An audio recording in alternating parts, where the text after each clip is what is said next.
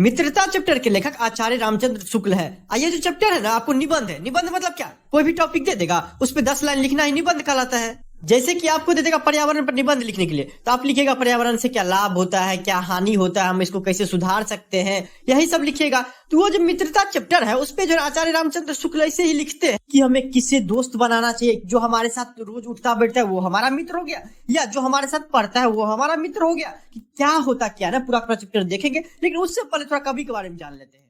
इनके जन्म का बात करें तो 4 अक्टूबर 1884 बस्ती उत्तर प्रदेश बताया जाता है, जबकि इनके पिताजी का नाम चंद्रवल्ली शुक्ल बताया जाता है। इनका जो भाषा था वो आपको खड़ी बोली था। और अंत में उनका मृत्यु 2 फरवरी 1941 में हो जाता है। चलिए स्टार्ट करते हैं। कवि कहते हैं कि जब भी कोई युवा लोग आपको शहर पढ़ने के उद्देश्य से या कमाने के उद्देश्य से घर बार छोड़ के जाता है, तो सबसे बड़ा प्रॉब्लम, सबसे पहला प्रॉब्लम आता है उनको कि मित्र किसको बनाए। और उसी के बारे में कवि बताते थे किस तरीके का मित्र हमको सबसे पहले चुनना चाहिए, किस तरीके के मित्र से हमको बचना चाहिए। लेकिन प्रॉब्लम तब आ जाती है जब नया शहर हो और उसको कुछ भी जानकारी ना हो, तब हमें किस तरीके का मित्र बनाना चाहिए। उसके बारे में कवि कहते हैं कि जब हम एक नया शहर में जाते हैं तो हर एक चीज मेरे लिए नया रहता है। लोग नया रहता है, जगह नया नया रहता है, दुकानें उकानें नया नया रहता है, चैलेंजेस नया नया रहता है, परेशानी नया नया, सब कुछ नया नया रहता है। उस टाइम ना कोई भी इंसान एक कच्ची मिट्टी की तरह होता है, जिसको जैसा चाहे मूर्ति बना सकते हैं। अर्थात अच्छे लोगों की संगति में जाएगा तो अच्छा इंसान बन जाएगा, और बुरे लोगों की संगति में जाएगा तो बुरा इंसान बन जाएगा। हाँ, हमें ऐसे लोगों की भी संगति में मत जाना चाहिए उस टाइम जो हमसे सीनियर हो। वो क्या होगा, सीनियर रहेगा तो हमको हर एक चीज बात मानना पड़ेगा, जो बोल देगा वही हमको जो है फॉलो करना पड़ेगा।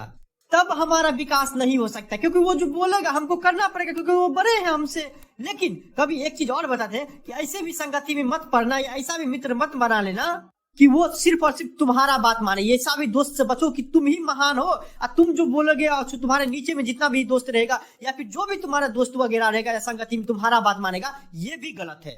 क्योंकि जो रहेंगे हम ही रहेंगे, हम तो स्वतंत्र हो जाएंगे, हमारे ऊपर तो लगाम रहेगा नहीं, कोई हमको रोकने वाला रहेगा नहीं। क्योंकि हम जो बोलते हैं, हमारे दोस्त जितना भी सब करता है, तो ये भी कहीं न कहीं गलत संगति में आप चले जाएगा फिर। और लेखक बोलते हैं कि यहीं पे हमको अपना दिमाग इस्तेमाल करना चाहिए। उसको एक एग्जाम्पल से समझाते हैं कि कैसे अपना लोग एक घोड़ा खरीदने जाते हैं तो उसके गुण और दोष परख के लेते हैं। उसी तरीके से अगर किसी की संगति में जा रहे हैं, किसी को अपना मित्र बना रहे हैं, तो उसके पूर्व गुण के बारे में जान ले कि पहले वो कैसा था, ताकि वो हमारे साथ भविष्य में कुछ छल कपट न कर पाए। इसलिए हमें कोई भी मित्र बनाने से पहले या किसी भी संगति में जाने से पहले उसके पूर्व गुण दोष को परख लेना चाहिए। हमें ऐसे भी लड़कों से दोस्ती नहीं करना चाहिए जो आपको हंसमुख चेहरा वाला हो, ये बातचीत करने का ढंग हो, पावरफुल आदमी हो। नहीं, ऐसा कभी नहीं करना चाहिए। जबकि एक प्राचीन विद्वान कह के गए हैं कि विश्वास पात्र मित्र से बड़ी भारी रक्षा रहती है। ऐसा मित्र अगर किसी को मिल गया, समझो उसको खजाना मिल गया।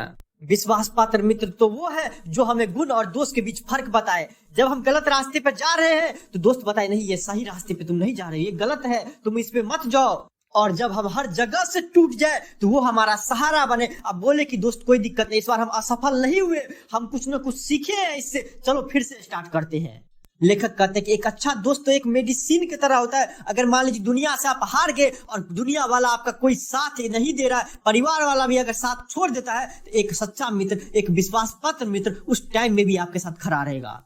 लेखक आगे कहते हैं कि छात्रावस्था में जो है ना बच्चा सब 10th 12th का बच्चा सबसे मतलब ज्यादा आपको दोस्त बनाने के चक्कर में रहता है, और वही टाइम रहता है उसका करियर बनाने के टाइम में। उसे एक बात का ध्यान रखना चाहिए कि जो मेरा बचपन का दोस्त है ना, उससे जो अभी का दोस्त होने वाला है बहुत कुछ में अलग होगा।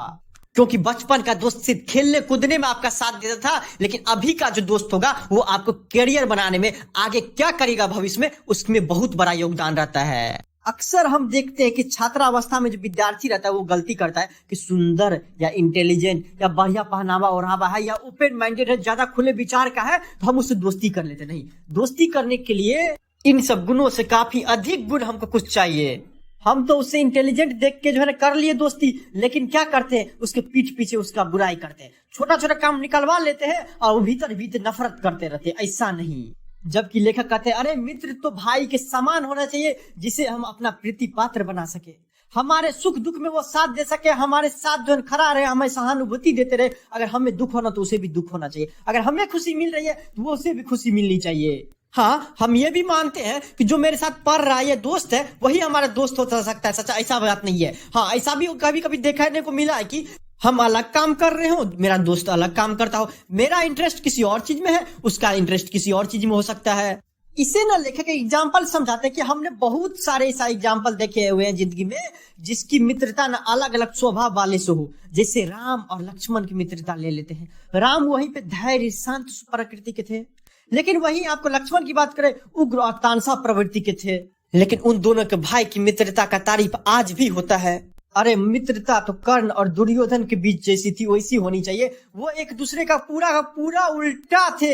वही आपको कर्ण को समझा रहे थे कि ये गलत इंसान है, उसके साथ मत रहो, लेकिन वो बार बार वही एक चीज बोलता था कि नहीं, इसने हमारा गलत टाइम में साथ दिया है, इसलिए हमारा भी फर्ज बनता है, हमने इसको वचन दिया है कि जब तक मेरे जिंदगी में सांसे की एक भी कतरा रहेगा दोस्त तुम्हारे नाम रहेगा। आपको अपने ही समाज में ऐसा हजारों एग्जाम्पल मिल जाएगा कि एक अच्छा आदमी का जो दोस्ती है एक खराब आदमी के साथ है।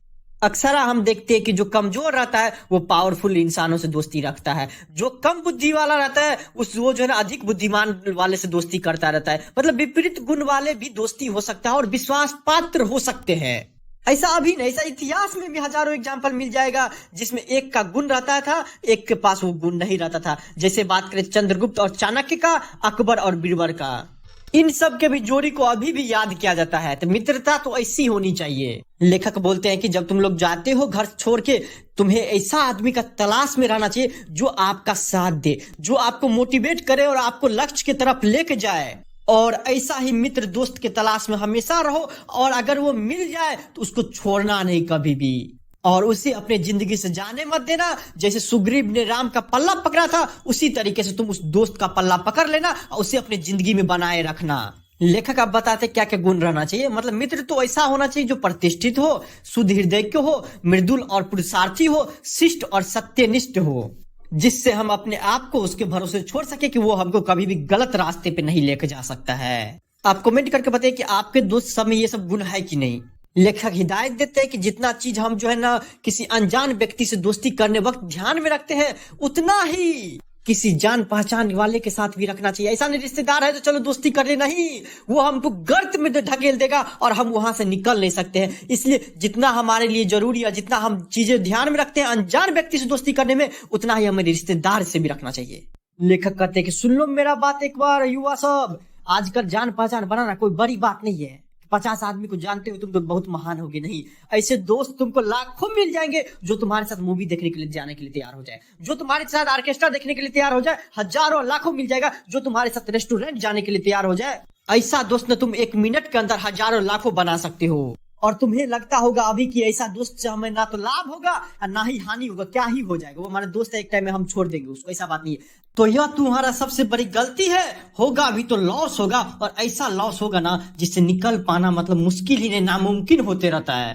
टाइम इतना खत्म हो गया रहेगा, समय इतना निकल गया रहेगा कि आप चाह के भी आप उससे उबर नहीं सकते हैं। आप चाह के भी जो सपना बनाए थे वो सपना पूरा कर नहीं सकते हैं आप। और एक बात याद रखना कि तुम शहर गए और तुम्हारा दोस्ती ऐसे लड़का से हो गया जो लड़की छेड़ता है, ऑर्केस्ट्रा में जाकर हो करता रहता है, गलियों में जाकर रोमियो की तरह घूमता रहता है, सिगरेट की धुआं करते रहता है। हमें बस इसी सब चीजों से बचना चाहिए। उसके सामने जो है कोई ग्रंथ का बात कर दे तो, कोई महात्मा की बात कर दे तो, कोई सुविचार के बारे में बात कर दो, कोई जो है भविष्य के बारे में बोलते दोस्त आज जो है ना इस क्लास का अटेंडेंट किए, हम भविष्य में जाके ये करना चाहते हैं, ठीक ना, अभी चलो काम करना शुरू करते। देखो वो कितना बड़ा चिर हो जाएगा। सबसे बड़ा दुश्मन वो मानता है किसी ग्रंथ को, किसी महात्मा को, किसी सुविचार को मानता है।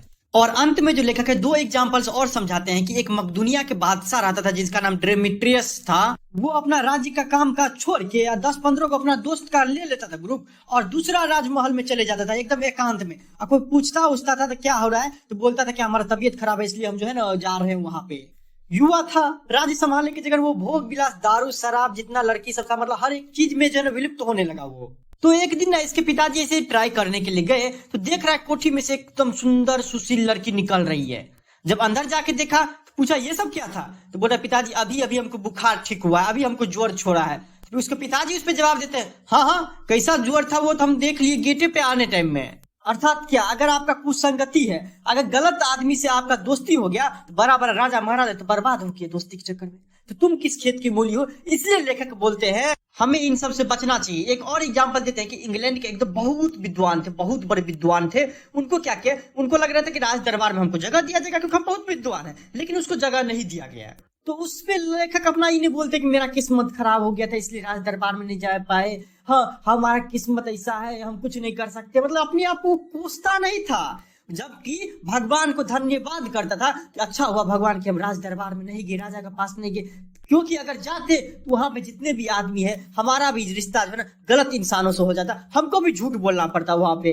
तो लेखक इसी पे बोलते हैं कि कभी कभी आपको ऐसा लगेगा कि जो पाना चाहते थे लेकिन नहीं पा पाए, तो आपको दुखी नहीं होना है, उसके जगह कहना है कि कोई दिक्कत नहीं, बढ़िया तरीके से आप मेहनत करेंगे और अपने बलबूते उस लक्ष्य को प्राप्त करके रहेंगे तो करके रहेंगे। और यहीं पे पूरा पूरा खत्म हो जाता है। धन्यवाद।